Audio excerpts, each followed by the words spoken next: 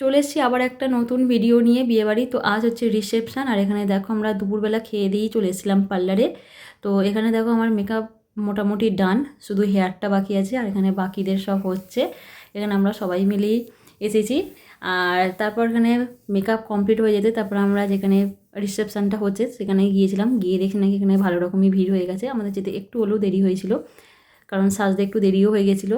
আর গিয়ে সঙ্গে সঙ্গে এখানে আমরা মকটেল নিয়ে নিয়েছিলাম গলাটা একটু ভেজানোর জন্য। আর স্টার্টারে কী কী খেলাম সেটারও ভিডিও আসছে। আগে তোমরা বলো যে আগের ভিডিওগুলো দেখেছো কি না, যদি না দেখে থাকো অবশ্যই দেখে নিও। আর আমি এই ভিডিওর নিচে একটা পিন করে দিচ্ছি, তো সেইটা অবশ্যই দেখে নিও ভিডিওগুলো। আর আমাকে কীরকম লাগছে সেটা কিন্তু জানাতে ভুলবে না। এখানে আমরা সব বোনেরা মিলে এখানে সবাই মিলে আগে একটু গলাটা ভিজিয়ে নিচ্ছে। আর এই হচ্ছে আমার জামাইবাবু, তোমরা তো দেখিয়েছো।